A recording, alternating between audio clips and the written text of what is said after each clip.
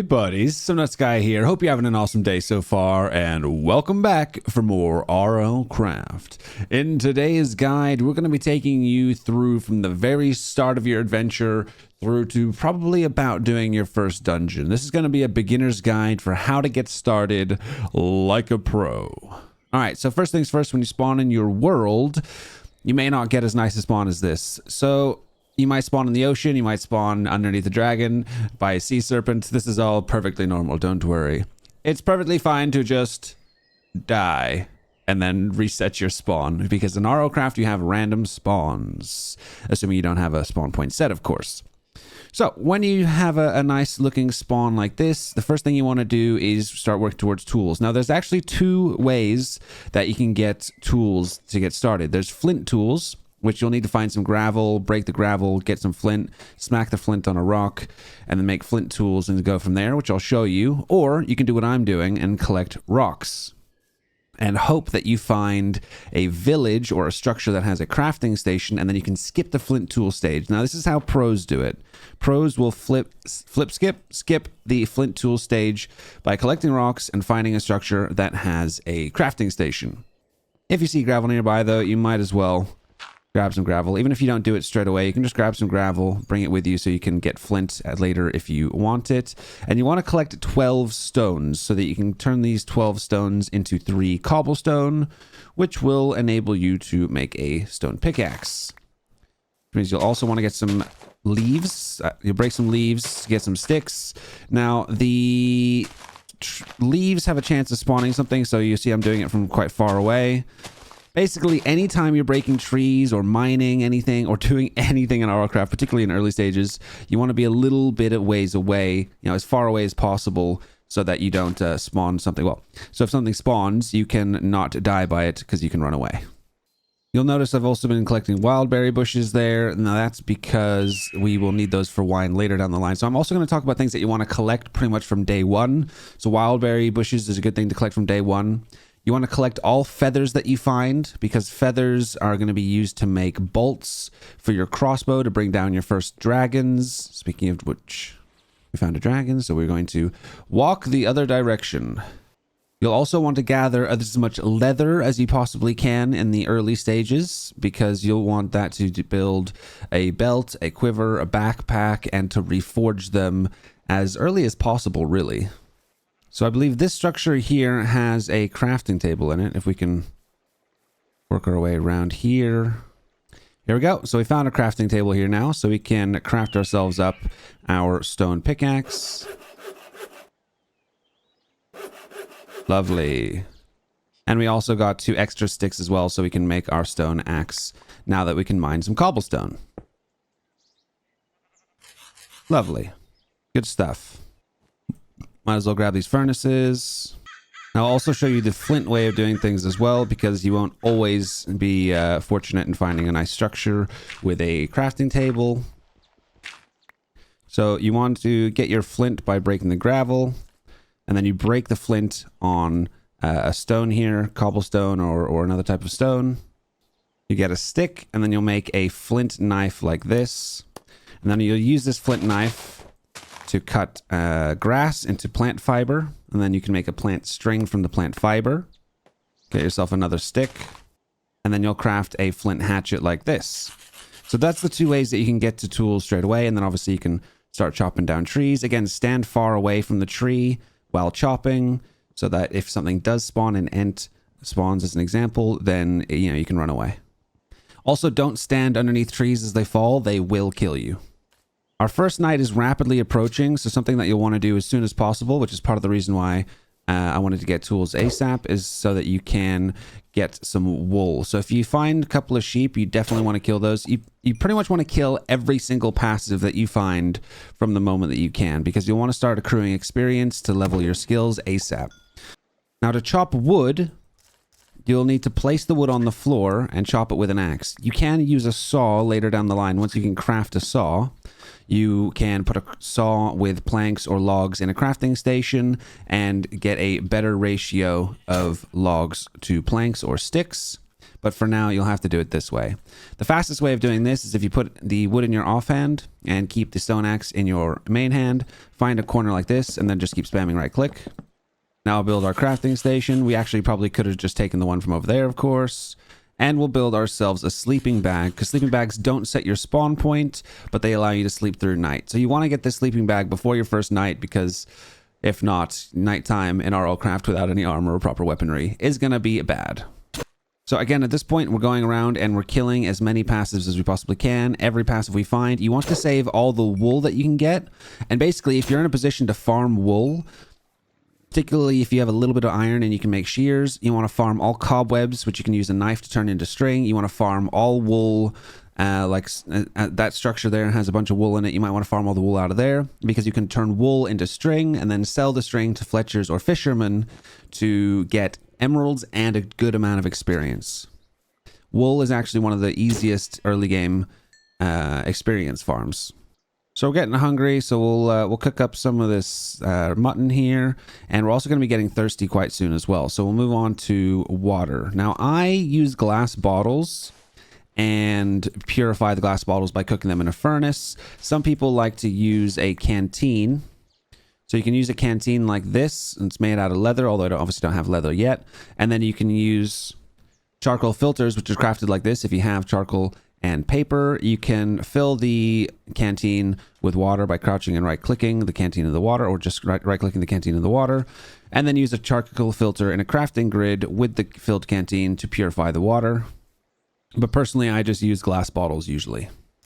Now, the main objective at the start is to find yourself a village. The reason that you want to find a village is because it has a waystone and some decent loot, potentially villagers that'll be useful to you later. But having that waystone is really, really valuable. So finding yourself a village with a waystone, you can then drop off your loot, and then that's a place that you can then teleport to when you find other villagers while you're adventuring, whatever the case may be.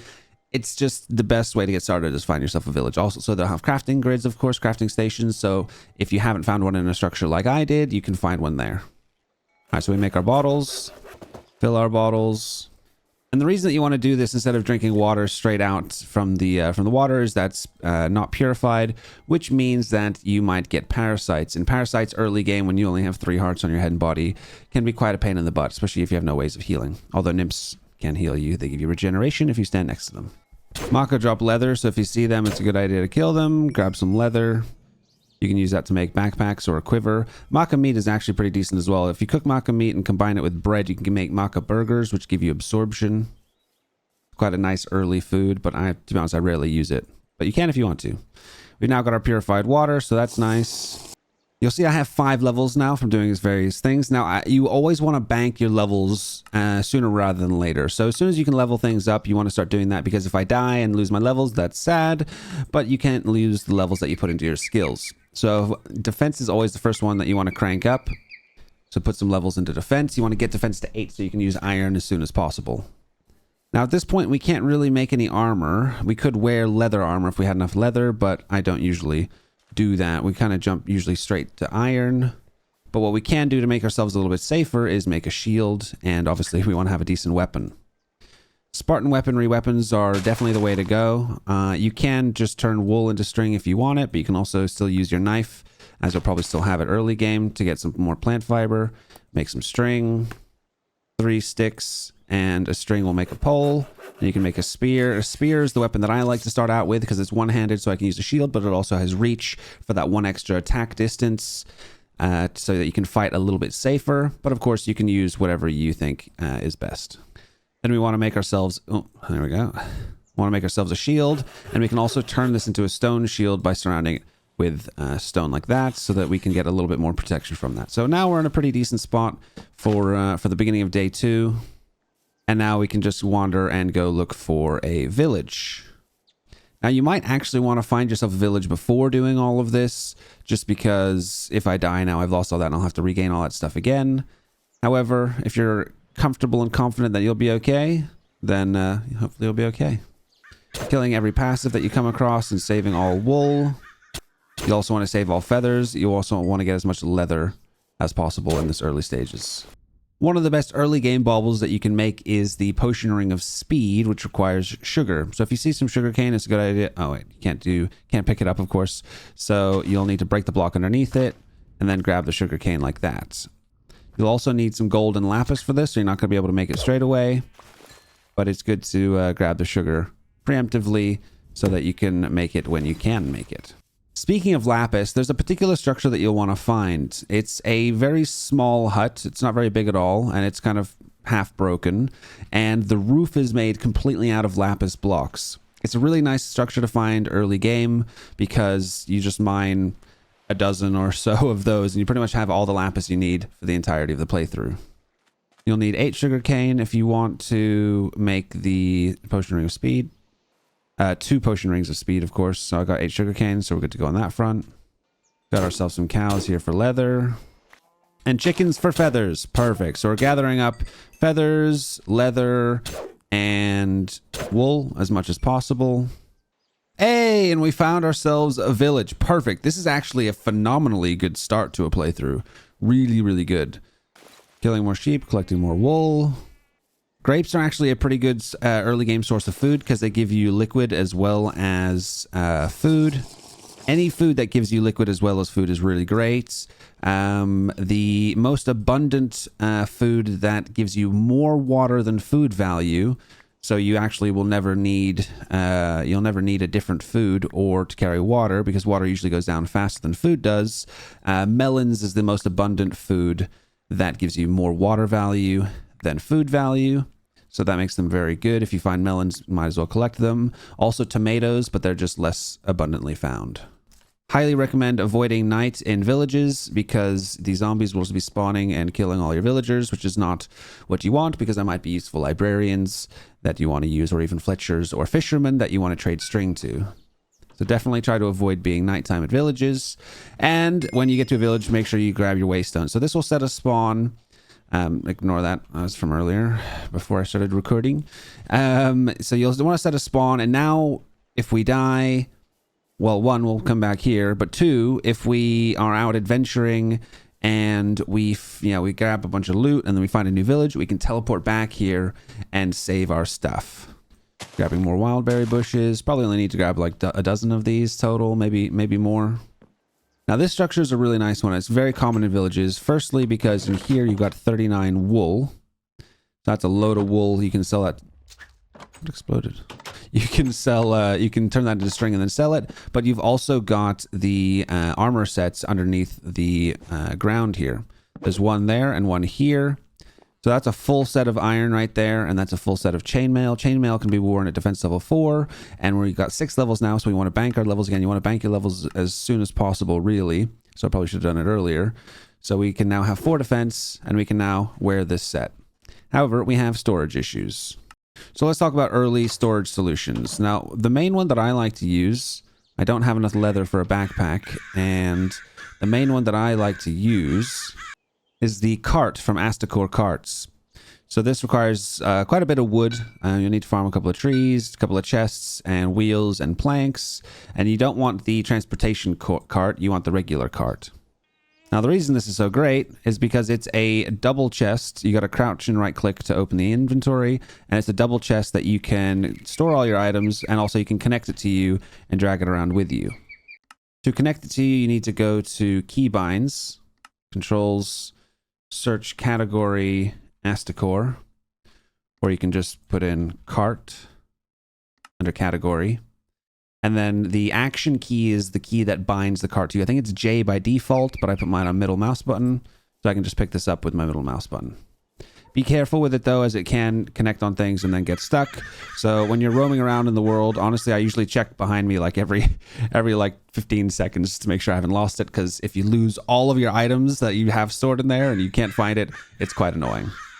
Now, if we wanted to, now that we found a village, this is actually a pretty decent place to start our first base. We could do that if we wanted to, and we could perhaps grab a couple of cows, maybe a couple of sheep, and start a couple of farms there, which will allow us to get more leather and more wool and some experience from the breeding. Now, if you wanted to do that, you can actually pick up animals. Mine, for some reason, is bugged out a little bit. Normally, this should be visible like in your hand, not in the floor. But you can basically walk up to a cow and use the carry-on mod, shift and right-click, and you'll pick this up. And then you can move it and place it down somewhere else. So it's an easy way to make a farm early game. And back to carts, you can actually use the transportation cart to transport villagers and animals. So if you just grab this with the action key, and then you can pick up the cow like that, and you can pick up a villager like this. And you can actually use the I'm carrying a sheep right now. Again, I don't know, it's weird like that, but you can actually stack animals in your cart as well. So if you had a bunch of them together, you can just go around and collect all the ones that you wanted, stack them on top. I guess it doesn't want to stack on top of the sheep. There we go. So we've now stacked our 2 cows and our sheep on top. We leveled our defense up to level 4, so we can now wear this armor. And we can also collect this iron armor for when we get to defense level 8. So we don't actually need to mine the iron. And that's a big point, is I almost never, ever do mining. I do a very little bit of mining. If I find some iron early game, or maybe even some coal early game, I might mine it. But again, guys, if you're going to be mining, do the furthest distance away possible, like mining from this distance away. So we can save our iron armor in there for now. Now, horses are also very useful early game. You might find a saddle in a structure and some loot somewhere. You can also craft a saddle relatively simply. You do need a little bit of iron for that. But horses can be very useful early game, particularly because there is the callable horses mod, which allows you to set a personal horse, and then you can teleport that horse to you from anywhere you want. All right, so I've tamed our horse now. Crouch and right click, add the saddle. We can hop on. If we check our controls again, we can search category callable horses, and you can set a keybind for setting the personal horse and for calling the personal horse. So it's numpad 8 for me. So numpad 8, this is now your personal horse. And if I get far enough away, I can press numpad 7 and it'll teleport him over. If you're not far enough away for the teleport, he just kind of runs over to you when you whistle, which is kind of cute. This is a pretty decent Mr. Horsey, not super fast, but not too bad either. You can also connect your cart to your horse. And one nice thing about this is your horse won't wander off if it's connected to the cart, which is quite a useful little feature as well. All right, so here's the little side tip here. If you get multiple sets of iron armor for whatever reason, you find multiple sets in different structures, you can actually smelt iron armor. You can smelt any armor and you will get ingots for smelting it. Obviously, you won't want to do that if it's your only set, but I'm just doing it for illustration purposes. Another really useful little early game tool or tip to know is that you can chop certain things into resources. So say, for example, you've got leather. I need leather. So you got leather armor here. You can actually put the flint knife. Well, you can basically, I'll show you 2 things. If you put the flint knife in your main hand and the leather in your offhand, right click, it'll turn that into leather. But what you can also do is if it's on the floor and you pick it up with an empty hand, it'll pick it up and chop it straight away. So you'll see my leather numbers increasing there as I pick those up. It picks it up and chops it in 1 click, which is really nice. You can also do this with cobwebs. You can't do it off the floor like with the leather, but you can chop cobwebs into string. So 1 cobweb is 8 string, and this is a great way of getting string early game. So something that I actually craft with my first couple of ingots of iron often is shears. The reason I craft shears is because shears can be used to pick up the cobwebs and wool that you might find out in the world much faster. You do need level 2 gathering, so we're going to put 1 skill into gathering there. And then you can pick up cobwebs really nice and quick, and that's a good amount of string, which we can then sell to a Fletcher later.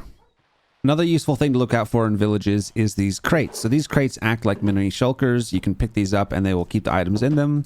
So these are an early game solution for things like shulkers. You can turn sugarcane into paper. Collecting paper is a good idea because paper is required to level up a librarian for the first level up. So collecting a lot of paper is really good. You can also turn birch logs into paper. And you'll also want to collect as many books as possible. Books are good for leveling up librarians, getting experience, and emeralds by trading with librarians. This chest often has a good amount of wheat, which you can use for food, and some iron tools, which you're not going to grab, and also sometimes a bow. Hey, we found some more iron armor in this little hut. So again, all the village houses are good to look for because this iron chestplate would now be the one that we'd smelt into our first couple of iron ingots, which we could then use to make our shears as an example. Early game baubles you'll want to make will include the backpack, which is you'll need 1 gold ingot, leather, and wool. The tool belt, which requires agility level 4 now. The arrow quiver, which can hold arrows for you. And then you might want to try working towards the potion ring of speed or the potion ring of strength as well. The potion ring of speed requires a lapis block, sugar, and a potion ring. Potion ring is made with lapis and 4 gold. So you won't be able to get this straight away unless you get lucky with certain structures that you find. Potion ring of strength is a little bit more difficult. It does need blaze powder and magma blocks, but you can get these relatively early game, and this thing makes you very strong if you can get it early. The magma block, easiest way to get this is in villages. There's a blacksmith sometimes with an anvil outside, and sometimes it has magma blocks in there that you can break. Breaking the magma blocks has a chance to drop a magma chunk, which you can then craft a magma block with. So that's the easiest way to get that. So how you use these baubles is the backpack can be put in the backpack slot here, but not directly like a regular bauble. What you need to do with the backpack is put it down on the ground with a right click, and then you can crouch and left. Oh my god, Banshee. All right, we're just going to go in creative to avoid that. These actually aren't too strong. You can fight these early game without being in creative quite usually, especially if you have your shield out. Sorry for that distraction. Yeah, you put your backpack on the ground, and then you crouch and hold left click on it and it'll pick it up. They can be a little buggy sometimes. To put it back down, you just crouch and right click with an empty hand. Crouch, right click to pick it up. If you break it without crouching, it'll break it and all the items will fall out. But then you can pick it back up again. The tool belt's a really useful tool. You can put items in the tool belt, which you can either do it manually by right clicking and putting things in here like that. But that is a silly way to do it because you can go to options, controls, category, tool belt. And then you can bring up a radial wheel with a keybind. So mine is on R. So when you got your tool belt equipped, you can hold your keybind for the radial wheel, and you can just put the item that you're holding in there. And you can also take it back out again, or you can swap it with one that's already in there as well. Now for the quiver to actually pick up arrows, you see it says ammo collect disabled. You need to ammo collect enabled. So you put it in your hotbar, crouch and right click, ammo collection enabled. And now if you pick up arrows while this is equipped, it will, or in your hotbar, it'll automatically put the arrows into your quiver. You'll still want to collect as much leather as possible because you can reforge these, and these are the easiest ways to get early extra hearts. You see this one actually came with the quality healthy when I built it. But you can reforge. Now that's a little bit more advanced than this guide's going to be, but you can make the reforging station and then use leather. You know, you need building 8 for that, and a little bit of obsidian and an anvil. But you can then reforge these baubles with leather to get extra hearts, ideally. All right, so we're going to set our spawn here in this village. Now you see I didn't have to sleep to set my spawn. This is the... Hello? Well, good timing we set our spawn. In a house, these are much harder to fight. Let's get outside.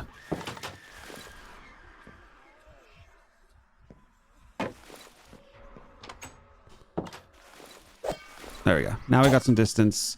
These are relatively easy to fight, particularly because we got our spear. The spear has that extra range, so they can't get close enough to hit us. And we can kill them. Nice. Again, we want to bank our levels as quickly as possible. And sleeping through the night actually heals you for 50% of your HP. So that's always a good thing to take note of if you're doing stuff. And it's about, like, say you stay up all night for whatever reason, just fighting or doing whatever, and you need to heal, and it's nearly daytime, you can go to sleep just before it turns into day and get a little bit of heals. I use that strategy quite a lot. Or you can just not waste heals by sleeping at night if you are in a position to do so. Okay, so before we got rudely interrupted by that banshee, you'll notice I set my spawn just by right-clicking.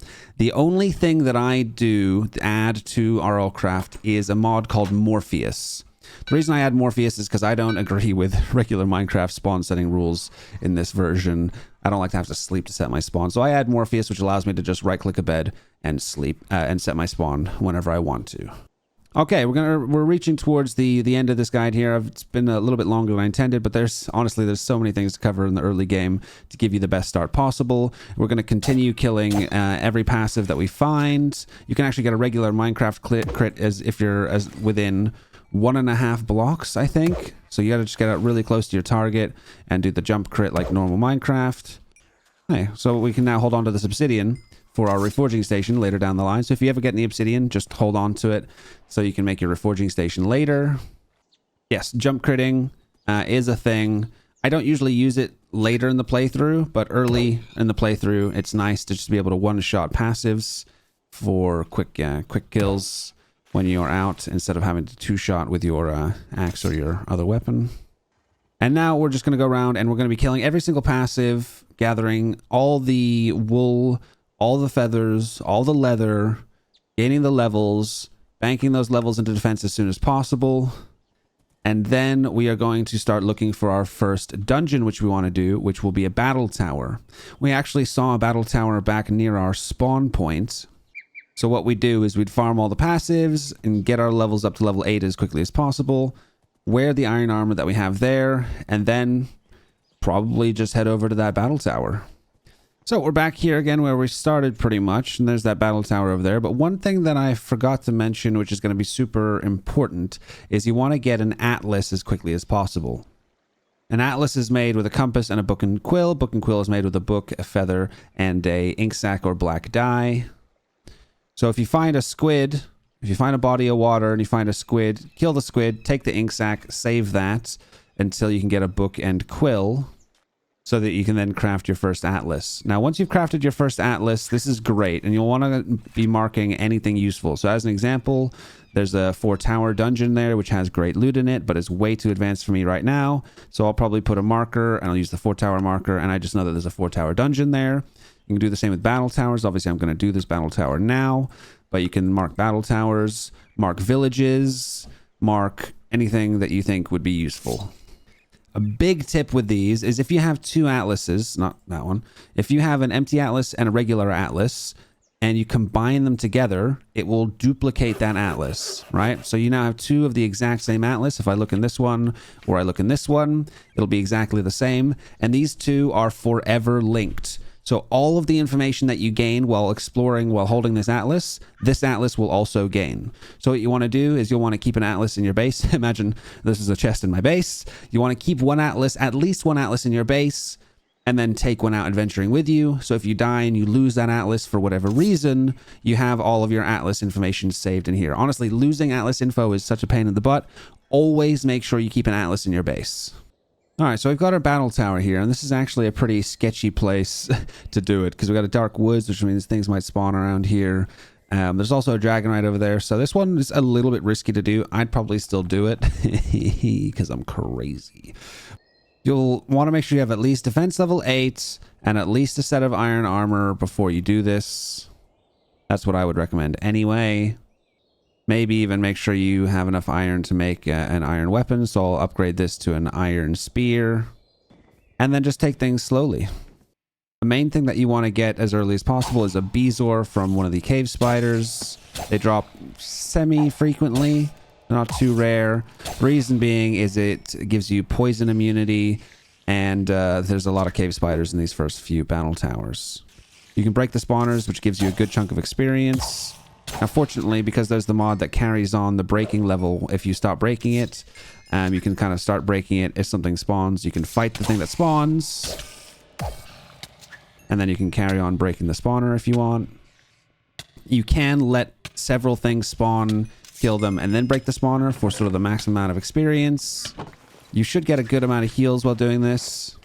And you can see I'm now up to 15 levels. So honestly, this is going to boost your XP super fast. And again, you want to bank levels as quickly as possible. So I can almost then use the iron spear that I would have wanted to make. And even just on floor 1, you're getting decent amounts of loot. However, before you get in the battle tower properly, you'll probably want to set up a little forward operating base. For me, that usually includes just popping down maybe a crafting station, a furnace or 2, because you'll probably get gear in there that you can smelt for more ingots like iron, perhaps some gold. And you can stash all your stuff and set your spawn. So if you die, you're just not too far away, etc., etc., etc. Now we're pretty much done here, guys. You know, at this point, you can make your way through the battle tower. You can proceed and to your heart's content, do whatever you think is best. However, there's one last thing I want to show you, because one of my favorite items in the game is the grappling hook. And to get a grappling hook, you need slime. So you could have found an aspid in a swamp or a defiled lands biome as an example. If you find an aspid, I'd kill it, take its slime, and you can craft a grappling hook. Grappling hook does take an iron pickaxe, so you need a little bit of spare iron there as well. But the grappling hook is insanely good because you can do things like this, climbing up the back of the tower. Yes, I'm in creative flight just to show you what's going on here. Now, the reason I mentioned this at this battle tower is, oh, watch out for blights. Blights are scary. Lots of XP though.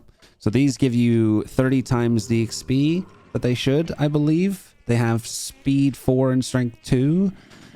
And now an archer is actually quite good because strength doesn't affect ranged weapons. So that's actually a really nice blight to find. However, they can also have like thorns on their armor, which can kill you very quickly. Back to what I was saying with regards to the grappling hook. So battle towers, the 4th floor of a battle tower, 1, 2, 3, 4, should have slime. It seems like the 4th floor of the battle tower pretty much always has slime. So if you can get yourself up to the 4th floor of the battle tower, you can get your slime, which means you can craft your grappling hook. Now, once you've gotten to the top floors of the battle tower, if you open this chest or the top chest, it'll trigger the golem, obviously, which you can't fight a golem yet at this stage, but these 2 chests have the best loot, so you'll want to be able to get those. There are a number of ways that you can cheese the loot from the tower golem, even from the top floor, right from next to him, which involves moving the chest with the carry-on mod. I've just triggered him, but I didn't carry on mod the chest. Okay. Anyway, I've got a full guide on how to cheese battle towers. So if you're interested in learning how to cheese the pog loot out of the top of the battle tower here, check out How to Cheese Battle Towers guide. All right, that was more than I was expecting to go through. But honestly, there's so much to think about in the beginning when RLCraft playthrough to do it as efficiently as possible. Hopefully this was helpful for you guys. If you enjoyed the video, give it a thumbs up. If you'd like to see more videos, consider subscribing. And it's always great to see you guys in the comments. If you do have any additional tips for noobs and beginners, please feel free to leave them in the comments. If there's any particularly good tips, I will pin the comment, the person's comment who gave the good tips. But if there's a bunch of great tips in there, maybe I'll just make my own comment with a compilation of all the best tips that you guys have given me and then pin that. Anyway, guys, hope you have an awesome rest of your day. Take care. SomeNutzGuy. Grab gaming by the nuts.